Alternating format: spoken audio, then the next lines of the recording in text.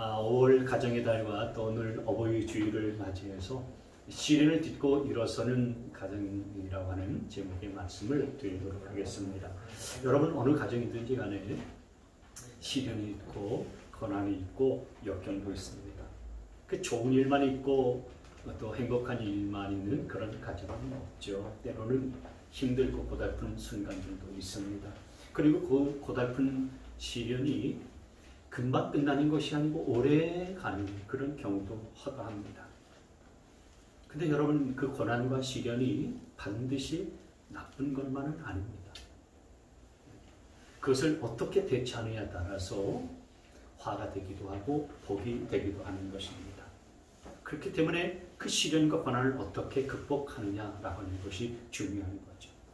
우리는 시련과 역경이 닥치면 어떻게 해야 되나라고 근심 걱정에 빠지기도 하고요. 또 어떤 때는 막막해 하는 경우들도 많이 있습니다. 그리고 세상이 다 끝난 것 같이 생각하는 경우들도 많이 있어요. 오늘 본문을 보시면은 이 회당장 야이로의 집에 시련이 닥쳤습니다. 이 야이로는 회당장이었는데 이 당시에 회당장은 유대인들의 그 집회, 예배, 모임 이런 것들을 주관하는 그 회당을 관리하는 관리자입니다. 당시의 회당장은 사회적으로나 인격적으로나 종교적으로 아주 존중받는 사람, 존경받는 사람이 되었어요. 그리고 어느 정도 부가 있는 사람, 그리고 사회적인 신분이 보장된 사람이 회당장이 될 수가 있었습니다. 근데 어느 날 이 회당장인 야이로의 가정에 시련이 닥쳤습니다. 이 야이로의 딸이 병들어서 죽게 된 거였어요. 이 딸의 나이가 12살이라고 성경에 말하고 있습니다. 갑자기 병이 들어서 죽게 된 겁니다. 그러니까 뜻하지 않는 상황을 맞게 된 거예요. 예기치 않게 이 가정에 시련이 오게 된 겁니다. 여러분, 시련과 고난이라고 하는 것은 예고를 하고 오는 게 아니지요. 어느 날 갑작스럽게 들이닥치게 되어지는 것입니다. 그래서 우리가 그 시련과 역경과 또 고난을 당하게 되어지면은 당황하기도 하고요. 또 걱정하기도 하고 불안해하기도 하고 두려워하기도 하는 겁니다.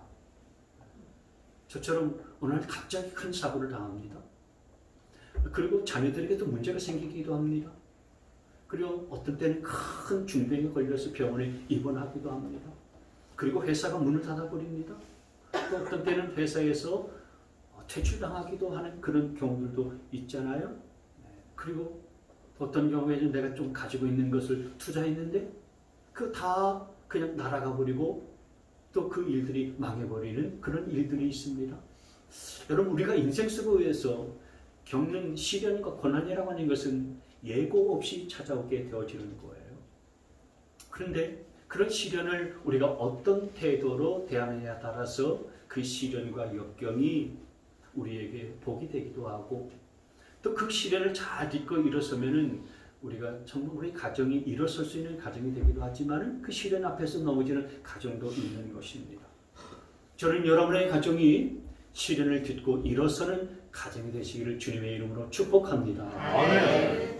우리가 어떻게 하면 이 예고 없이 닥치는 그런 시련을 딛고 일어서는 가정을 만들 수 있을까? 오늘 두 가지 말씀을 제가 드리려고 합니다.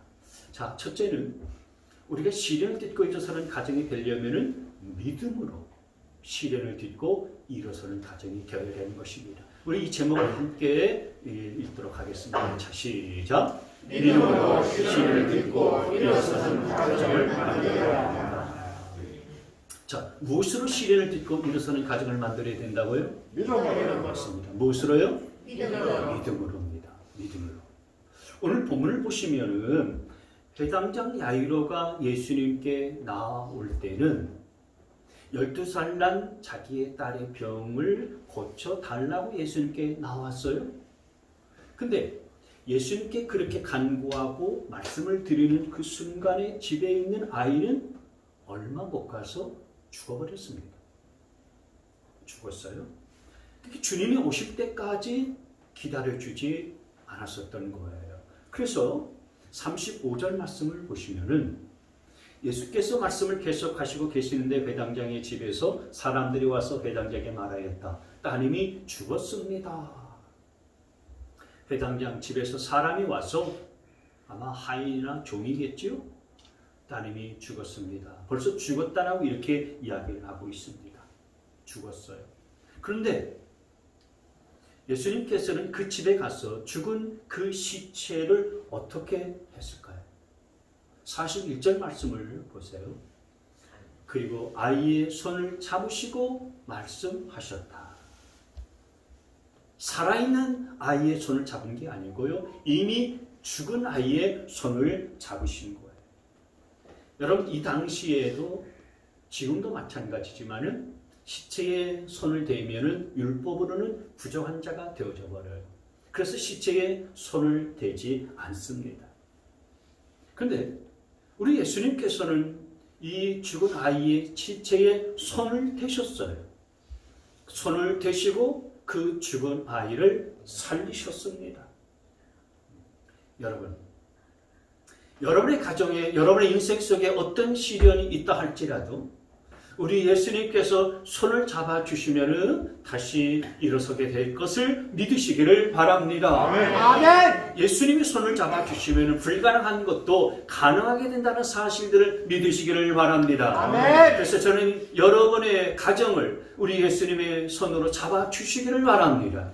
아멘. 우리 예수님의 손이 여러분의 자녀들을 붙들어 주시고 잡아주기를 바랍니다. 아멘. 우리 예수님의 손이 여러분의 직장과 여러분의 일터와 그리고 여러분의 사업장을 잡아주시기를 바랍니다. 아멘. 여러분의 어려운 그런 형편을 우리 예수님께서 잡아주시기를 바랍니다. 아멘. 여러분의 진로를 우리 예수님께서 잡아주시기를 바랍니다. 아멘. 여러분의 건강을 우리 예수님께서 잡아주시기를 바랍니다. 아멘. 여러분의 상한 마음을 우리 예수님께서 잡아주시기를 바랍니다. 아멘. 여러분의 억울하고 분통하고 또 여러분의 속상한 마음을 우리 예수님이 잡아주시기를 바랍니다. 아멘. 예수님이 잡아주시면, 그분의 손으로 잡아주시면 오늘 말씀처럼 죽은 것이 살아나게 되고 회복되어지고 일어나게 될 것을 믿으시길 바랍니다. 아멘. 모든 것들이 치유되어지고 다시 살아나게 되는 것입니다. 아멘. 근데 여러분, 이 일이 어떻게 일어났습니까?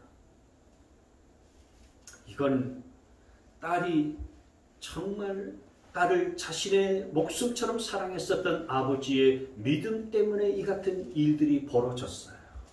여러분, 여기 36절을 다시 한번 보겠습니다. 같이 읽습니다. 시작. 예수께서 이 말을 곁에서 들으시고서 회당장에게 말씀하셨다.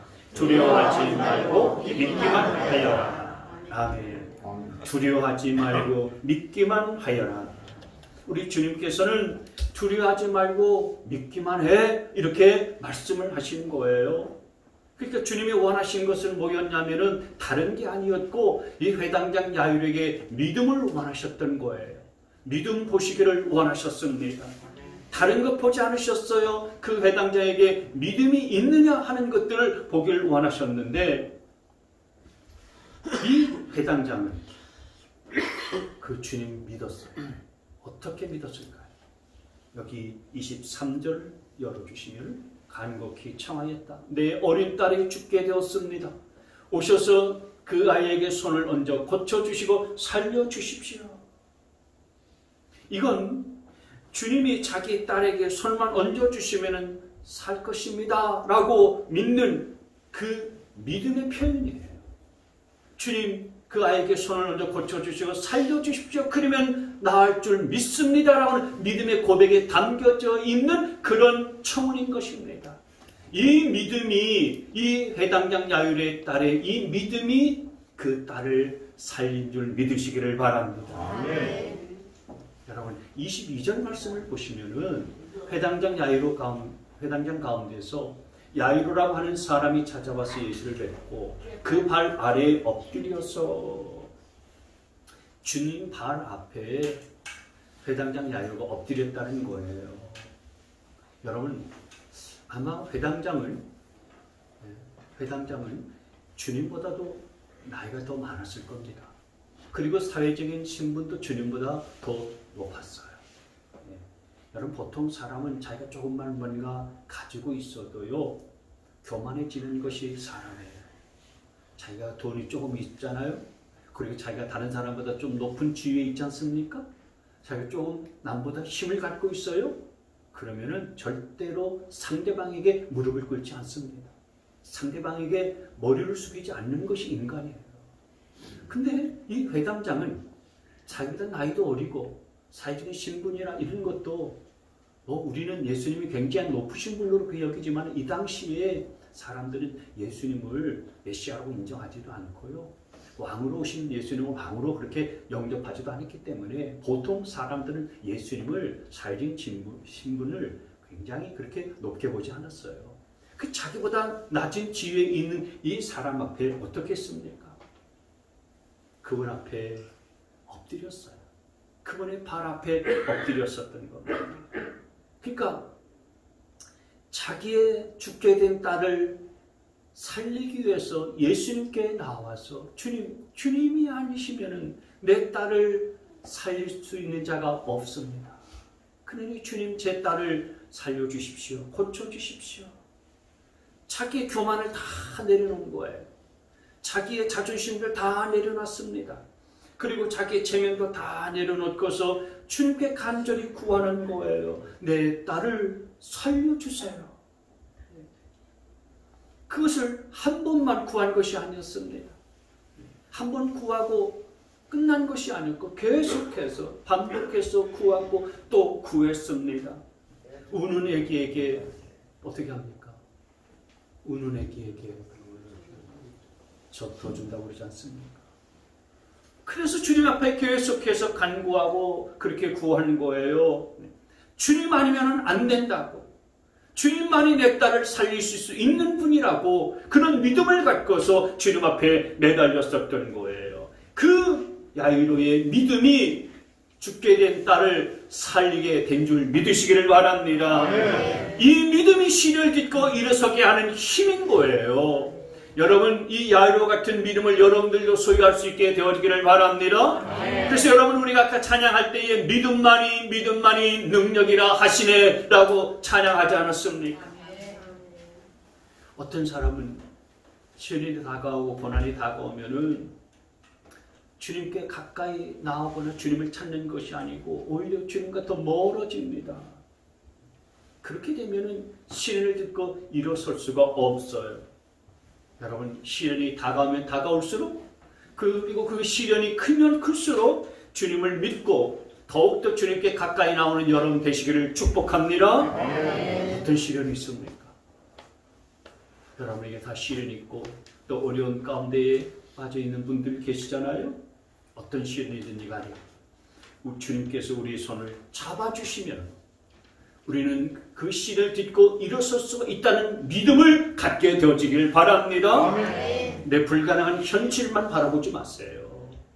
그리고 꼬이고 안 풀리는 현실만 보지 않게 되길 바랍니다. 내가 경험적으로 지금까지 안 됐어요. 그래서 안 되는 것을 놓고서 좌절하거나 포기하지 않게 되시기를 바랍니다.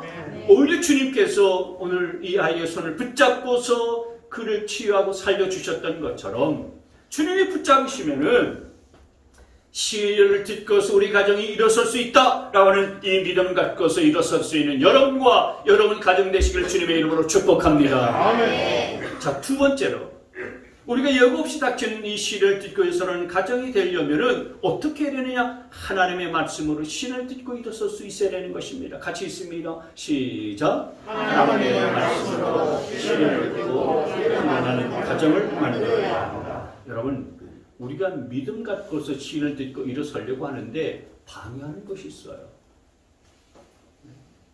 방해하는 것이 뭐겠습니까? 그 방해하는 요소 가운데 가장 큰 것은 부정적인 말이에요. 그리고 비판하는 말입니다. 그리고 믿음 없는 사람들의 믿음 없는 말이에요. 이것이 내가 믿음으로 시련을 딛고 일어서려고 하는 데 있어서 가장 큰 방해거리예요. 그래서 여러분, 우리가 믿음으로 시련을 헤쳐나가려고 하는 데 있어서 사람들은 주변에 이 부정적인 말들, 믿음 없는 말들, 그리고 비비꼬는 말들, 비아냥거리고 무시하는 말들, 이런 말들에 너무 귀를 기울이지 마셔야 돼. 여기는 아무 신경을 쓰지 마셔야 되는 것입니다.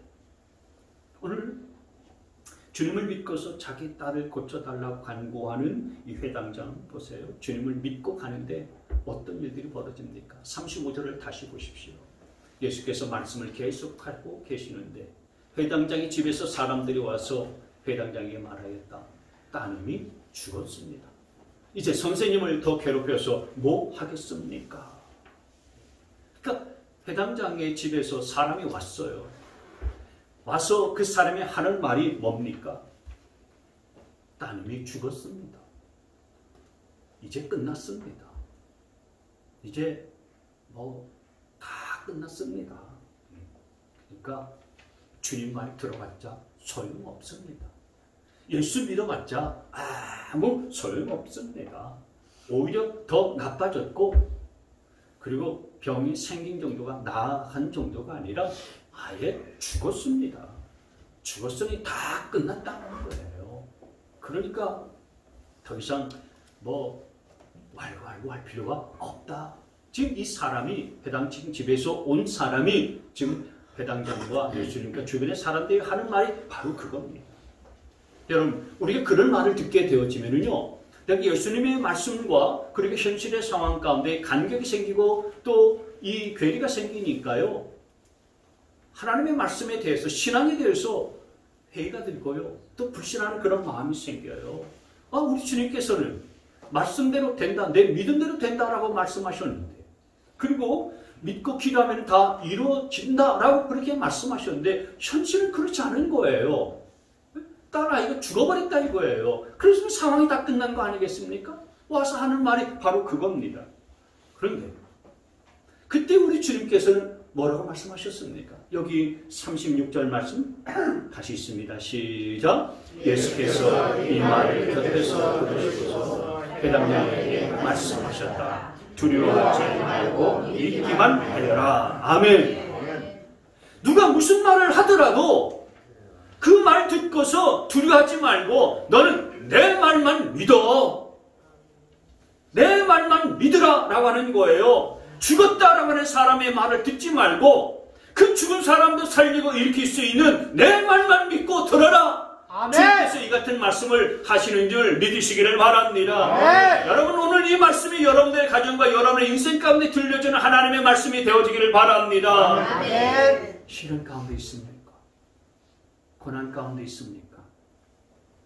사람들의 불신의 말을 듣지 말고 우리 주님의 말씀과 주님의 음성에 귀를 기울일 수 있게 되어지기를 바랍니다. 아멘. 백부장 하인이 자기 하인이 지금 중풍병에 걸렸어요. 그랬을 때 백부장 예수님께 나와서 고쳐달라고 말씀드렸습니다. 근데 주님께서 내가 직접 가서 네 하인의 병을 내가 고쳐주마 말씀하셨는데 이 백부장이 뭐라고 그랬습니까? 주님, 오실 필요가 없습니다. 다만 말씀으로만 하옵소서. 그러면 내 하인의 병이 낫겠나이다 그랬어요. 말씀만 해주세요. 말씀을 신뢰했었던 거예요. 주님은 말씀만 하시더라도요, 어디서든지 모든 병들은 다 나을 것이라는 이 믿음이 있었던 거죠. 그래서 이만한 믿음을 내가 이스라엘 중에서 찾아보지 못했다라고 주님께서 그 백부장의 믿음을 칭찬하신 거 아닙니까? 여러분, 하나님의 말씀은 우리의 가정을 시련에서부터 일으킬 수 있는 능력이라는 사실들을 믿으시기를 바랍니다. 네. 베드로가 풍랑 위를 걷지 않았습니까? 주님께서 걸어오시는 것을 보고서 주님이시거든 저도 주님처럼 이 물 위를 걷게 명하소서. 그때 주님께서 오라 그랬어요. 말씀하셨습니다. 그 말씀 믿고 그 말씀 붙잡고서 진짜로 배에서 발을 뗐더니 물속에 풍덩 빠지는 것이 아니고 걸어갈 수가 있었던 거예요. 걷다가 풍랑 치는 것을 보게 됐어요. 그래서 떡 하고 마치 땅 위를 두벅두벅 걷는 것처럼 물 위를 걷다가 그 풍랑 바라보고서 풍덩 물속에 빠져버리지 않았습니까? 그때 주님께서 말씀하셨습니다. 믿음이 적은 자여 왜 의심하느냐 그랬어요. 그 말씀하셨습니다. 그래서 주님께서 그 말씀 한마디 하시고 그를 다시 그 집에 일으켜 주셨어요. 무슨 말씀입니까? 말씀만 붙들고 가면은 기적을 계속해서 경험할 수가 있는데, 풍랑을 바라보니까 금방 의심이 생기고 불신이 생기니까 풍덩 물속에 빠져버리지 않느냐라고 하는 거예요. 사람은 참으로 약합니다. 부정적인 말을 듣고 부정적인 얘기를 들으면요 금방 맥이 빠집니다. 그리고 근심 걱정에 휩싸입니다. 여러분, 사람들이 하는 주변의 이야기에 귀를 기울이지 말고, 그래서 그 말에 귀가 쏠깃해서 근심하거나 걱정하거나 흥분하지 말고, 믿음 흔들리지 말고, 흔들림이 없는 하나님의 말씀을 붙들고서 시련을 딛고 일어설 수 있게 되어지기를 축복합니다. 네. 여러분, 우리 주님 어떻게 이 죽은 야이로의 딸을 살리셨습니까? 이 야이로의 딸을 살릴 때에 주님께서 안수하신 거 아니었어요. 안수받기 참 좋아하지 않습니까? 주님이 이 딸에게 안수한 것도 아니었습니다. 근데 41절 말씀에 보니까 그 죽은 시체를 향하여서 말씀을 하신 거예요. 뭐라고 말씀했습니까? 41절. 예. 그리고 아이의 손을 잡으시고 말씀하셨다 그랬죠. 안수하신 거 아니에요. 물론 안수하실 때는 안수도 하셨지만 오늘 이 상황에서는 말씀하셨어요. 뭐라고 말씀하셨습니까? 달리 가구. 번역하면 소녀야 내가 내게 말한다. 일어나거라. 소녀야 일어나거라. 이 말씀이 이 소녀를 살린 줄 믿습니다. 하나님의 말씀이 우리를 시련에서도 일어나게 하는 능력의 근원이 된다라고 하는 거예요. 달리다금 소녀야 일어나라. 이 말씀이 여러분의 가정에 힘이 되는 응답의 말씀이 되어지기를 바랍니다. 아멘. 달리다금 일어나거라. 여러분의 가정도 하나님의 말씀에 힘을 입어서 일어설 수 있게 되어지기를 바랍니다. 아멘. 여러분, 제가 병상에서 너무 고통스러울 때 붙잡았던 것이 하나님의 말씀이었어요. 육신은 너무 아프고 정말 견딜 수 없고 참을 수 없이 고통스럽고요. 너무너무 힘든데 하나님의 말씀을 붙잡지 않으면 이거 버텨낼 수도 없고 이길 수가 없겠더라고요. 의지할 것은 하나님의 말씀밖에 없었습니다. 그래서 병상에서 하나님의 말씀을 펼쳐들고 있는데 시편을 읽기 시작했어요. 시편 1편부터 쭉 읽기 시작하는데 시편 31편 9절 말씀에 내 마음에 감동이 왔어요. 성령께서 그 말씀에 꽂히게 만들어 주셨어요. 시편 31편 9절 말씀에 이 말씀이에요. 여호와여 내가 고통 중에 있사오니 내게 은혜를 베푸소서. 하나님, 내가 지금 고통 중에 있으니 제게 은혜를 베풀어 주십시오. 이 말씀이 내 마음속에 확 밀려 들어왔어요. 얼마나 신적절한 말씀입니까? 얼마나 합당한 말씀입니까? 얼마나 정확한 말씀이에요. 이 말씀을 붙들기 전에는요 너무 고통스러웠어요. 마취성 진통제를 맞고서도요 이 진통이 가라앉지가 않는 거예요. 그러니까 고통스러운 가운데에 한숨도 밤잠을 이루지 못했어요. 난생 참 어마어마한 고통을 겪었습니다.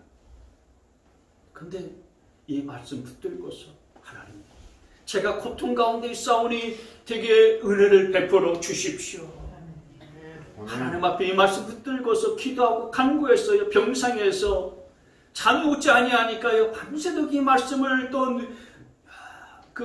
되새기고 또 되새기고 또 되새기고 반복하고 외치면서 이 말씀에서 딱 멈춰가지고 하나님, 제가 이 고통 가운데 있사오니 제게 은혜를 베풀어 주시옵소서.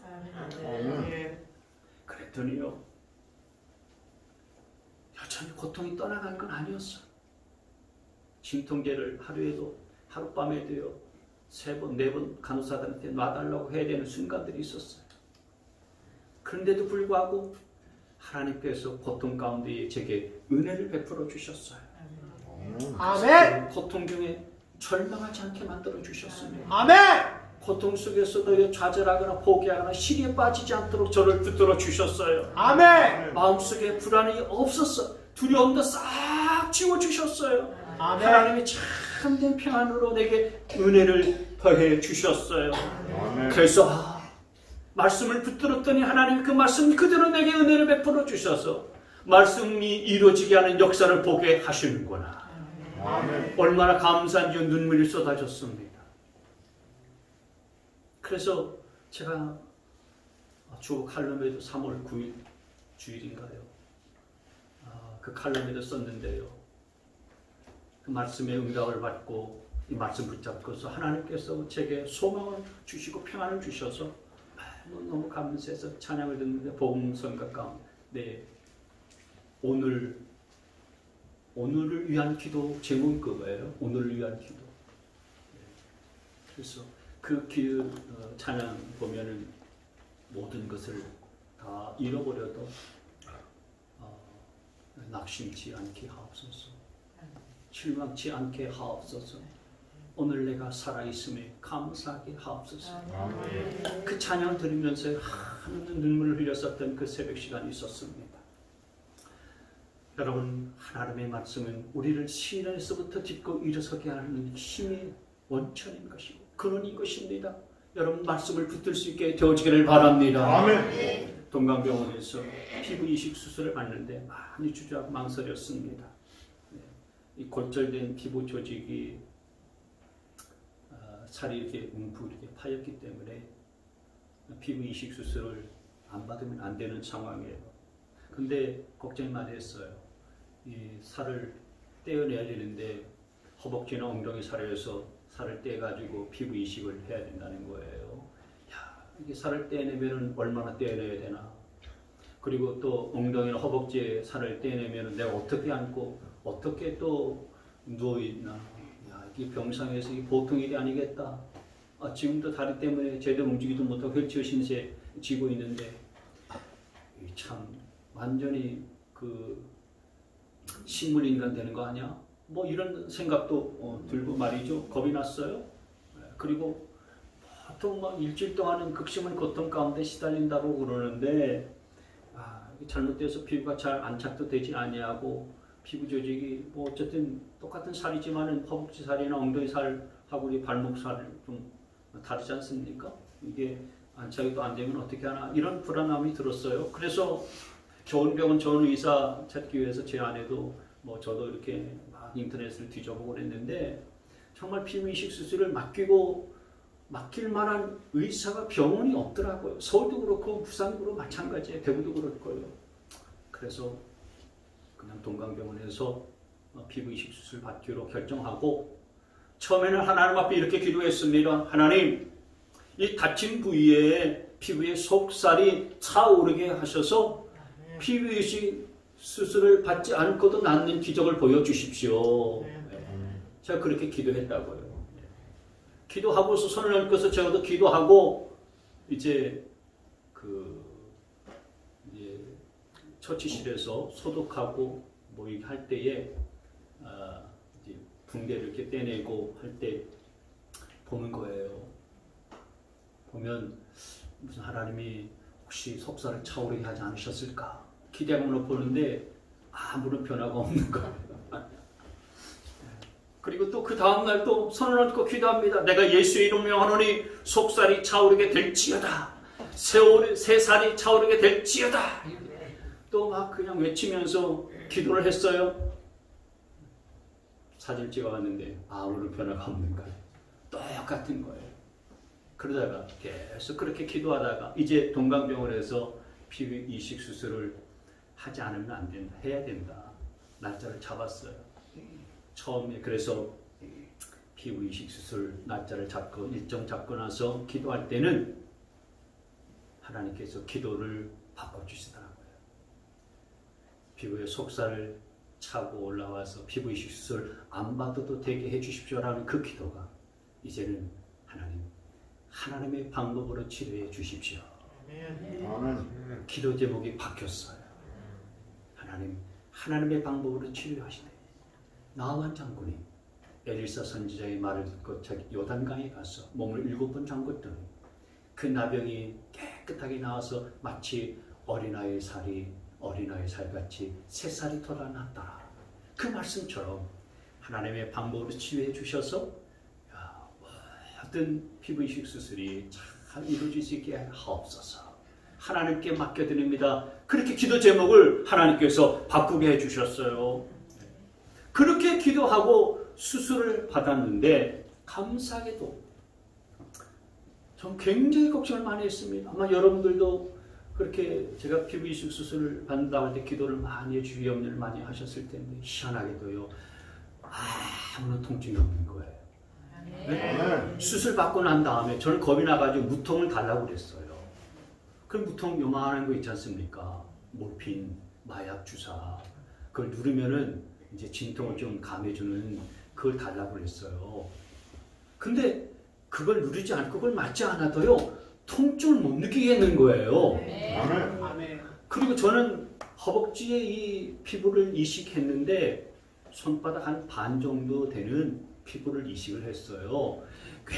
굉장히 쓰라리 고통스러울 줄 알았는데요. 그냥 바늘처럼 퍽퍽 쑤시는 것만 간혹 있지 그 쓰라리지도 않고요. 통증도 없는 거예요. 네. 그리고 한 주일간의 붕대를 이렇게 묶어놓고서 일주일 후에 열어보는데 그 일주일 사이에 어떤 일들이 벌어질지 모르잖아요.